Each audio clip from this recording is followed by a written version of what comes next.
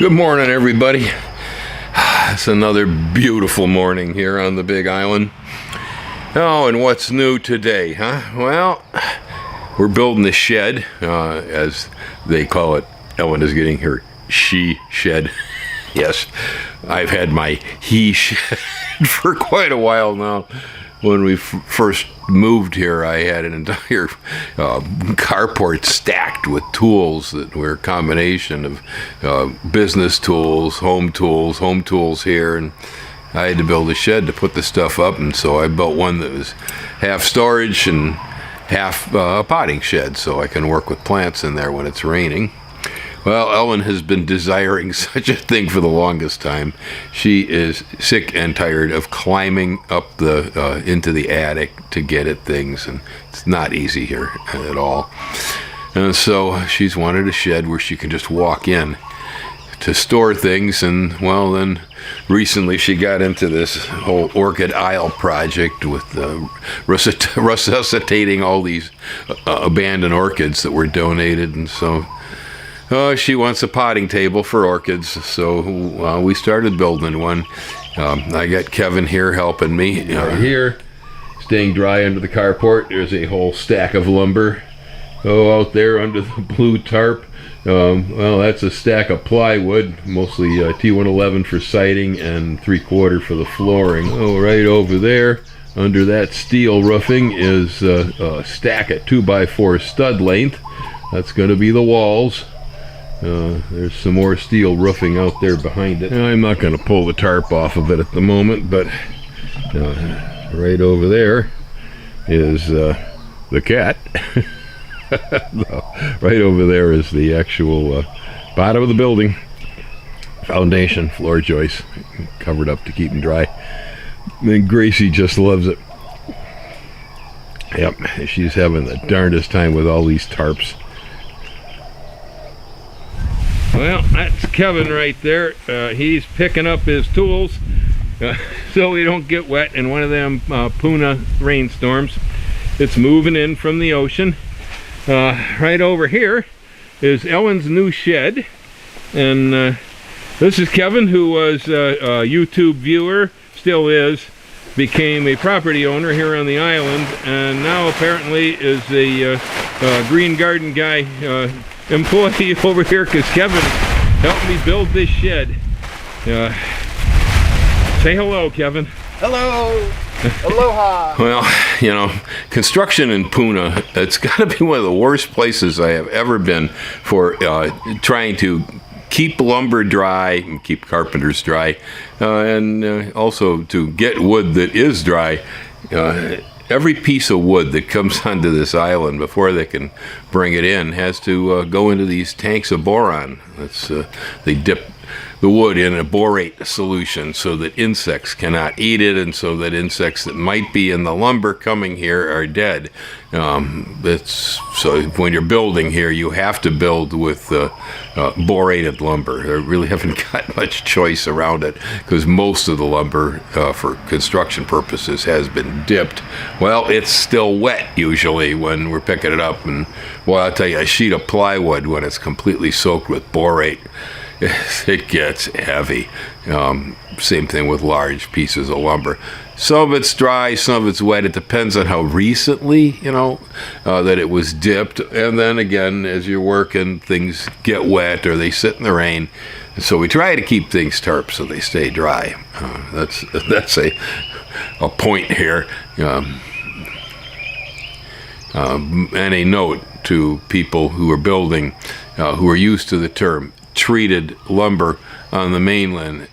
Treated lumber in Hawaii is not the same when they say it's treated. They just mean it's been dipped in borate, and the borate does not prevent rot. Okay, this is only about insects. That's all it's treated for. Well, then again, this morning I was I must maybe partied a little too hard last night. We had friends drop by here, YouTube viewers. We had several people. We took tours of the farm. They bought a bunch of stuff, and then we hung out. And I slept in this morning. Yeah, Gracie, she's always getting up on the bed, at 5:13 and going, Bill, come on, it's time to get up. Bill, meow, meow, Usually it's more of just a heavy purr. Yeah, she doesn't usually, once in a while, she'll make a meow if I won't wake up.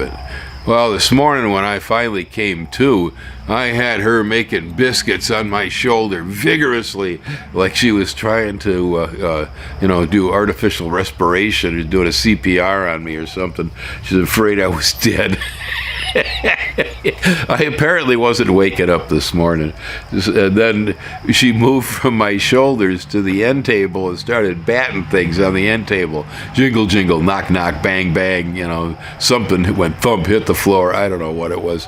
I'm going, what the heck are you doing? And I look over, it's 5:45 in the morning. Oh, we're a half hour past wake-up time, huh, girl? Yeah, it was pretty funny because she says, I'm going to get this guy up. I'm going to mess with all his stuff over here. This is a goofy cat, I swear. I've never seen one like her quite. She's real intentional. Yeah, so the main reason I'm here today speaking is volcanoes. Definitely been on my mind. Yesterday when visitors were by, we were talking about watching the Leilani eruption here from the house, and so on. And how really no matter what lava zone you're in here, then you're always going to be faced with some sort of volcanic hazard, whether you're in zone 1 or whether you're in zone 9. It really doesn't matter because it's one island. And Mauna Loa, for instance, makes up half of the island. That's the entire southwestern part of this island. And it's rumbling. Yeah, we had a 5.1 the other day that reminded me that Mauna Loa is there. It only made my house creak a little bit. It was no big deal. It started off with such a jolt that I'm going, this could be a big one, but it subsided. But I'm nowhere near where these earthquakes are originating. They're in the southeastern flank over by Pahala, which I guess it's about 35 miles probably from here, approximately, something on that order. We're a pretty good distance away. But when you got a volcano the size of Mauna Loa, nobody's safe. Even people in Oahu and Maui on the other islands, if that thing goes, they're going to be getting soot, they're going to be getting ashes, they're going to be getting vog. So let me explain some of the various volcanic hazards from A to Z here. I don't think a lot of people are really at all aware. I think most of us know, okay, Hawaii's volcanic. We got a national park called Volcanoes, Hawaiian Volcanoes National Park. All right. Yeah, that much should be pretty clear. Past that, I'm uncertain how much people really understand. Because I witness things all the time that I'm going, really? Really? Whoa! Yeah. Yeah, so number one, USGS here, Volcano Observatory, they have mapped the island for potential volcanic threat. And so that's a 1 through 9. For the most part, the far north and western part of the island is the safest volcanic zones. That would be on the old Kohala volcano, which has been slumbering for many, many, many years now. It's been a long time. Slightly increased threat, but still not too bad, is the Mauna Kea region, which, is probably like zones 5 through 9. As you start to head to the south end of the island, then you encounter Mauna Loa and you encounter Kilauea. Now, both of those are active volcanoes. There's also Hualalai that's over the top of Kona.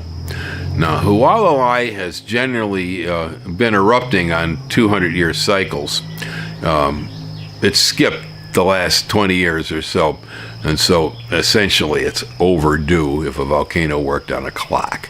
As you land in Kona, and if you have some vision of Hawaii being green with flowers and hibiscus and tropical palms and all this stuff, and you come down and it looks like a parking lot because it's a lava flow where the airport's at, that is the last time Hualalai erupted. It made the Kona airport. Yes. And it's drier over there, and things don't regrow as fast as they do on this side. Okay, you get into the east side of the island, and a lava flow turns green much faster than it does on the west side. Yeah, so like I say, you have these various zones. The most dangerous zones would be the ones around Kilauea, around Mauna Loa, slightly less around Hualalai. So these are all mapped, and you can look this up. Just look for a lava zone map if you're curious about this. And you can pretty much tell how dangerous it's going to be. Now, zones 1 and 2 are the greatest threat. And in zones 1 and 2, you will experience the full Monty when it comes to volcanoes. You will get lava flowing through your doghouse, you know. You'll get the bog, you'll get the lays, you'll get every possible thing. Pele's hair, all of it can occur in zone 1. Zone 2, slightly less likely to have lava flow through the middle of your house, but you will experience all the other factors, okay? Let's just step into zone 3, which is where a whole lot of Puna is at, and a whole lot of the district I live in is 3. Not all 3s are the same. Okay, 3 is one of those kind of borderline type zones. If you're near 1 and 2 in 3, well, then you could experience some pretty rough times. If you're far from 1 and 2 in 3, most likely you'll only experience fumes, cinders, you know, things like that, maybe acid rain from volcanoes. So, and some parts of 3, like where I'm at, most of 3 is Kilauea lava, but I'm in zone 3 on top of Mauna Kea's ash. That's the same as they have on the Hamakua coast in North Hilo. Yeah, so there hasn't been any kind of eruption in my particular spot for a long, long time, because the mountain that caused this land to be is the one that's got all the observatories on that they're arguing about whether there should be a new or not a new observatory. And if the mountain became active, no one would have to worry about where the observatories were. They'd be somewhere in the stratosphere. So that's your zone mapping. Then, if you look into more detail, the USGS also has flow charts. They have topographical maps of the entire island, and there'll be little blue lines on these maps. And if I was in Minnesota or I was in Kentucky or someplace and I saw little blue lines on a USGS map, I'd know that, well, those were creeks and rivers. Well, they're not here. In Hawaii, the little blue lines are lava flow. That means potentially, because of the way the land is shaped, wherever they put that little line, that's probably where the lava is going to go if it gets into that area. And so you can very much predict quite well exactly what your lava hazard is going to be. If you're using the zone maps and the flow lines together, they can pretty much pinpoint as to whether the next possible flow is going to go right through your backyard.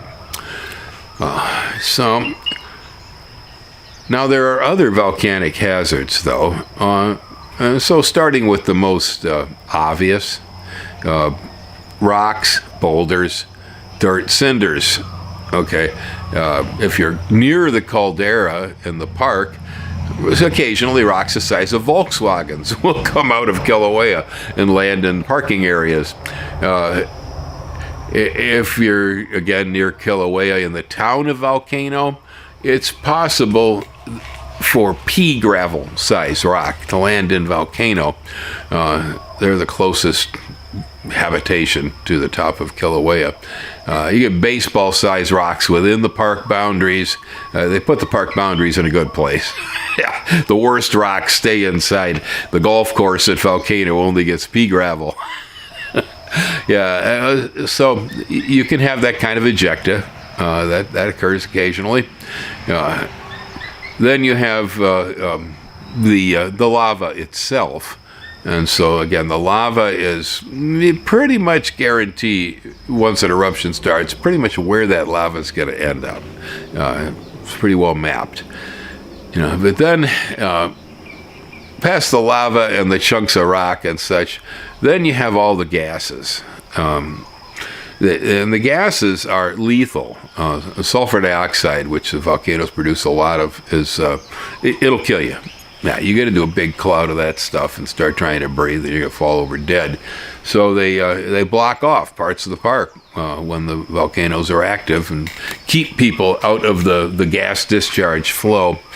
That general flow here is referred to as VOG, V-O-G. It's volcanic gas. It stands for, or it's short for volcanic smog. It's equivalent of smog, basically, but it's not made by automobiles or power generators. It's made by volcanoes. It's pretty close to the same thing as smog, not very different. Now, prevailing wind flow, proximity to the eruptions will depend on whether you do or you do not get VOG. And so the general airflow on the Big Island is from the northeast. That's the trade wind flow. And so the volcanoes mostly are a little bit further into the island, and so most of the sources of emission, in my case, come from behind my head. There are some that are to the south down here too. Pahoa is a little southeast of me, and so when it starts erupting around Pahoa, I start to smell it too. Yeah, I get some effect in here when that happens. Most of what happens in this island happens behind me, and so the wind coming from the northeast is blowing all of that to the other side.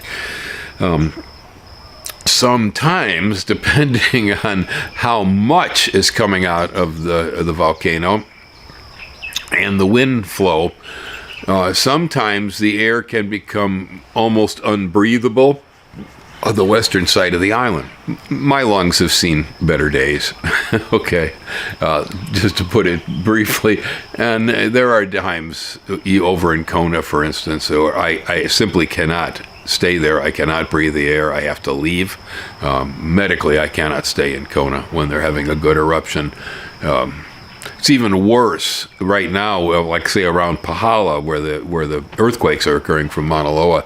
VOG that gets in that area, Pahala, Naalehu, Hove, and so on, that stuff is so bad that it literally has killed crops in the past. I know there were protea farmers over there during one of the eruptions back in 2009 that were losing the protea farms. Plots were dying because of the gas in the atmosphere. I've driven through the area where I did not recognize the atmosphere as being Earth-like. It looked like it belonged on Jupiter or someplace. So this gas problem, VOG it's called, is a serious issue. And it can go any direction, really. I mean, generally it heads to the west because of the trade wind flow. But we don't always have trade wind flow. We're having less and less of it these days as the ocean becomes warmer and warmer. The trade winds break down more frequently. And we do get what we call a Kona wind, where it comes from the southwest. And when that happens, I can get some pretty nasty air in here, too. Depends on what the volcano's doing, but... And then we got other hazards that are sort of gas-like, and that's laze, L-A-Z. And the laze is where hot lava pours directly into seawater. When that happens, the hot lava explodes, and that's what makes black sand. So we get a black sand beach. It isn't worn down lava. It's exploded lava that hits seawater and then accumulates along the shores as black sand. Well, when that occurs, the explosions create a glass wool fiber called Pele's hair, and it floats. It's the same thing as fiberglass, basically. and it will get up in the atmosphere, and it moves with the plume as the lace plume rises. You have water steam, so you get the water vapor rising upward from the heated water. It's carrying with it this glass wool called Pele's hair, and a chemical reaction when the hot lava is hitting the seawater. Usually we worry about sulfuric acid with volcanoes, but in the case of Lay's, it's hydrochloric. So if you're anywhere close to where a plume of Lay's is coming up, you're going to have an acid problem. You don't want to get into the cloud because it will burn you up.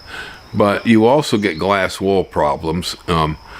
We get the Pele's hair on the roofs, and when it gets in the roof, and if you have catchment water, it runs into the gutters and it goes into your water tank.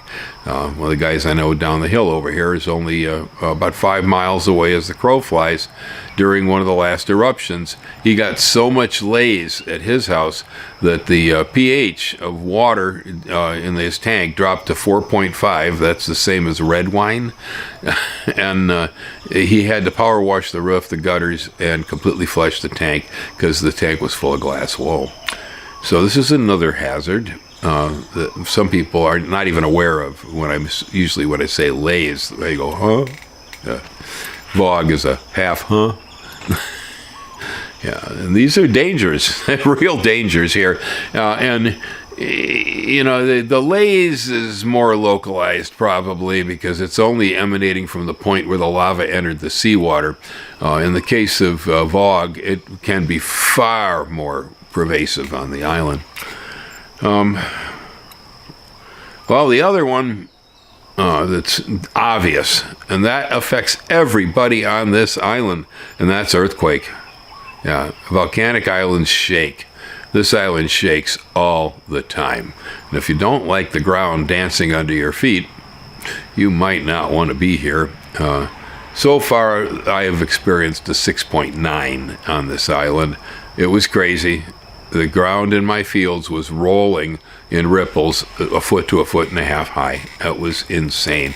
I've never seen anything like it. Coffee trees going like this, you know. It reminded me of some of the floating bog islands in Wisconsin where you have a moss bog floating on top of a lake and there's trees and you jump on the mat and the trees swing. That's what it looked like here, but it wasn't moss bog. It was an earthquake on dirt. And so the earthquakes can shake anybody up.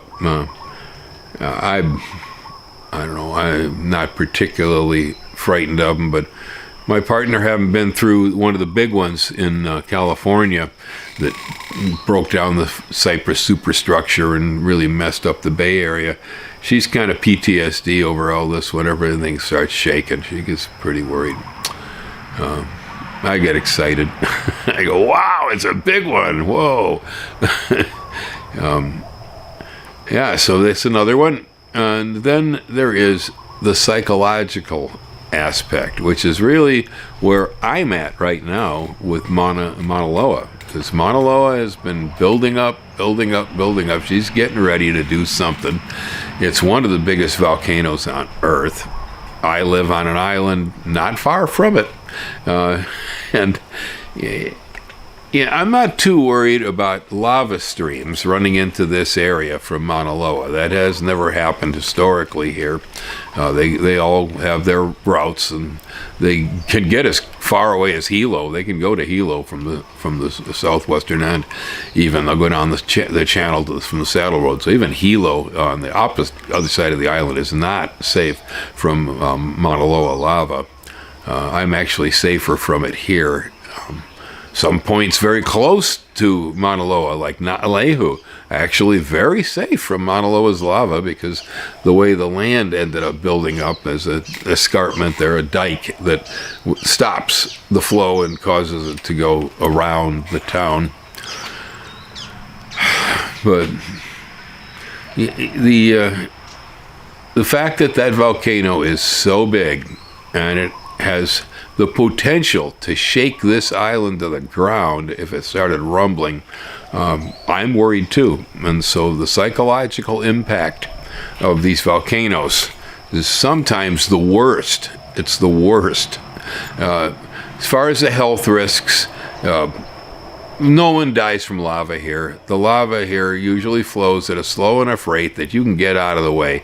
About 10 miles an hour is a good figure, is how fast it moves. And so, it's possible, I guess, to almost outrun a lava flow. You'll certainly get out of the way on your motorbike, or on a horse or whatever. They just don't move that fast here that you're going to get engulfed by them. We don't get the pyroclastic type flows that you get where you have these shield volcanoes where you have subduction going on and tremendous pressure and explosions. We don't get too much of that either. So a Pompeii-like event is very unlikely on these islands. The worst of it for most of us is the shake.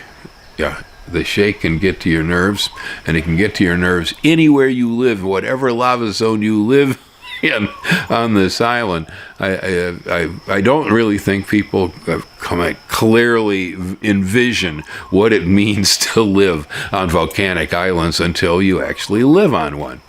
Now, Hawaii is unique. The kind of volcanoes we have here are far less dangerous than the ones that create the Pacific Ring of Fire, or than Krakatoa or Vesuvius, or any of that. These volcanoes tend to, their lava is fairly liquid. It flows well, so it doesn't back up real bad. Okay. We're also not in any kind of subduction where one plate goes under another as it does on the Pacific Rim. We're just a thin spot in the middle of the Pacific Plate. It's been out here forever, and magma oozes up through it, making islands. So Hawaii's volcanoes are more island makers than they are disasters or dangers. No volcanoes, no paradise. You got no lava, you got no place for the tree ferns and the ohia trees. It's like you got to have both. It's a very strange thing of being able to face the fact that what is dangerous and can mess your life up bad is also why we have such a wonderful place to live and why everything is so beautiful. I refer to it as the perfect microcosm of the reality in this universe is right here on this one island. If you can embrace the whole yan-yan of the Tao of destruction, light and dark, and everything as being a single thing and not a separation, you don't start trying to slice it into pieces and go, this is bad, this is good, it's evil. If you don't do that and realize it is just one thing. That's all it is. And the one doesn't exist without the other. All right, you can't take it apart. You might get along here. Yeah, you might get along because it's kind of interesting living here. It's another scenic spectacular, just like living on a river or having an ocean view, having a volcano view. Truly. Yeah, it's just another thing. It's a little more exciting than some things, but so, yeah, just kind of letting it out there because I live a distance from Mauna Loa. I am not on it, and I have warned people many, many, many times, don't pitch your tent on Mauna Loa, as the land's relatively cheap over there, and people are drawn to the cheap land, and so I don't quite understand the psychology. That's the one part of this that I don't get, is how people can convince themselves to do this. I'm assuming they either don't do any research at all and look at any history, or any charts, and so they are clueless. Okay, although sometimes it's obvious, like in Hove, Hawaiian Ocean View Estates. It's nothing but barren lava. I mean, let me see now. How was this land formed? Or the people are gamblers and maybe have a little problem with denial. It never happened to me. Can't happen here. Well, it does. Guess what? Especially if you figure it couldn't.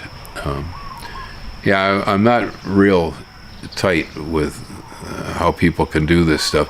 A lot of it, when I speak with folks, it seems that either they simply had no idea because they don't research things to that depth, I guess, or they have something in mind that's blocking the rest of the problem, you know. People looking for elevation. They want elevation because they want to grow temperate crops, you know, on a tropical island. Well, about the only place you can buy any land at elevation is way up on the top of Mauna Loa. You can get some land up there where you'll be about 7 minutes away from the next flow when the alarms go off. You can do that. And so sometimes people looking for cheap land at cool elevation will purchase in that area. You're actually better off in the town of Volcano if that's what you want. They get less lava over there in the town called Volcano. Yeah, so there you go, folks. That's what's new here. And so far, since the 5.1 that happened last week, we haven't had any more intense earthquakes. There have been plenty of them, but they've all been minor, you know, 1s and 2s. Mostly affecting right around Pahala, light fixtures in schools falling out of the ceilings and things like this. I guess the post office, they've assessed the damage, fixed the light fixtures, and it is open, last I heard. But things are not calming down either. So because they're not calming down, we're all sitting around going, yeah, it's going to happen. And even at the distance I am, and not anywhere near any path for lava from that volcano, I'm worried. If you're on the side of the volcano, you definitely make sure you got plenty of gas in the microbus, make sure you know where the dog is, you know, and stuff, so you can get the heck out of Dodge if it starts. You're not going to want to be there. Sadly, the last time we had two of the last eruptions here, the one from Pu'u'o, the one into Pahoa, and then the one in Leilani, fissure number 8. Both of those drove people up here to where I live, to where there's less volcanic hazard, and it's getting crowded, man. I cannot afford to have any more people move in here and use the local post office. And since we got such a nitwit appointed by the last president, DeJoy, as a postmaster general, I'm not going to anticipate anything getting better around here anytime soon. Yeah, that's that. You want to die in Mountain View? That's the place to die. Is trying to get across the street by the post office.